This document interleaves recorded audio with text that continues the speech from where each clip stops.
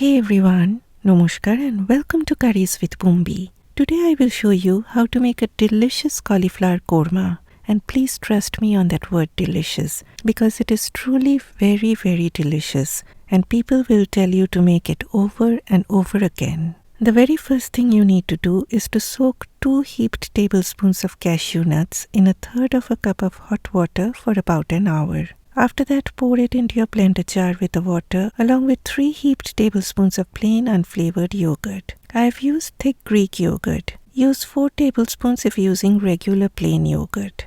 Then blend everything to a smooth puree.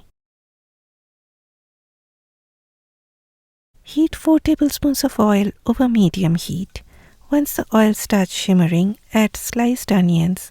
And remember, my friends, I said shimmering and not smoking hot. I used 1 very large onion for this recipe, half of which I sliced and the other half I pureed in my blender, and that will come later on in the recipe. I added just a tiny pinch of salt to the onions and stirred them on medium heat. You need to brown the onions on medium heat and stir them frequently so that they brown up all together. Browning the onions gradually brings out this sweetness, and all you need is patience for that to happen.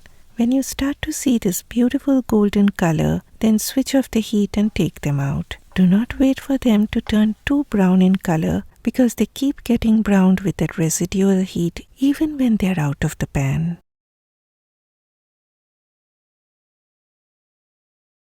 Okay, I added 1/8 of a teaspoon of salt and added the cauliflower. Cut the cauliflower into medium-sized florets.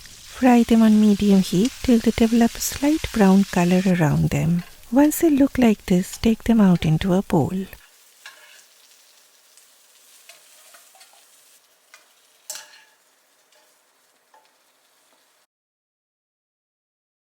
Okay, add 3 to 4 tablespoons of oil to the pan over medium heat. Next, time for the whole spices to go in and make the oil fragrant. I have used cinnamon stick, 4 green cardamoms and 4 cloves. Next, I added the other half of the onion which I had pureed in my blender. The problem with pureed onion is that it gets more pungent, but it brings in a beautiful flavor if it is fried well. So fry it on medium heat till it gives a dry kind of appearance, and when you see the oil dancing around the sides, you know it has got well fried. See how that oil is leaving the sides? That's when you know that it is well fried. If you rush this process, then your curry won't be tasting good and it will smell of raw onions. Next goes in a tablespoon each of finely grated ginger and garlic. Fry them on low heat for about a minute. Then add a splash of water because it is spice time. 2 teaspoons of Kashmiri red chili powder goes in, followed by a heaped teaspoon of ground coriander, that is dhania powder, and half a teaspoon of ground cumin, that is jeera powder. That splash of water will prevent the spice powders from burning. Stir on low heat for a few seconds. I also added a teaspoon of sugar and then add the pureed cashew nut yogurt mix. Keeping the heat of your stove on low, keep stirring everything continuously. Since we used cashew nuts, the mixture can stick to the bottom of the pan, and you cannot let that happen because it can get burnt. So do use a heavy bottomed pan and stir on medium-low heat. The oil has started leaving the sides, so the fried cauliflower joins the party. Add salt and stir everything on medium to low heat for about 4 to 5 minutes. Next, I add about 1/4 of a teaspoon of black pepper powder, and then 1.5 cups of coconut milk goes in. If you do not like coconut milk, you can use regular milk as well.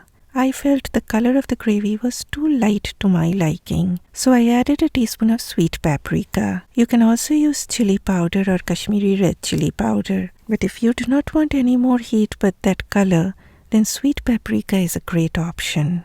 Next, cover on low heat for about 8 to 10 minutes. And my friends, do give a stir in between because you do not want anything to stick to the bottom of the pan and get burnt. After 10 minutes, my cauliflower is almost done.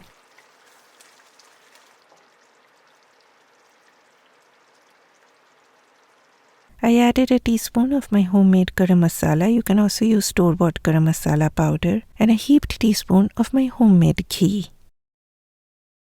I also like adding a little bit of frozen green peas. Again, cover on low heat for 2 minutes. Do not wait for the cauliflower to turn too soft and all mushy-dushy. No, it shouldn't look like a cauliflower porridge. Okay, my friends? Okay, so prick a cauliflower with a fork and it should be soft, but not too soft to the point that it is falling apart easily. At the end, add those brown onions. The brown onions bring in a wonderful sweetness to this dish. And look at the gorgeousness of this creamy gravy. You can have this with pulao, biryani, plain rice, roti, naan or paratha. It will go well with anything. Everyone will love having this and will tell you to make it over and over because it is truly very, very delicious. So my friends, I'm requesting you to please give this recipe a try. Do not forget to click that like button for me, hype this video and do leave a comment for me. Bye bye.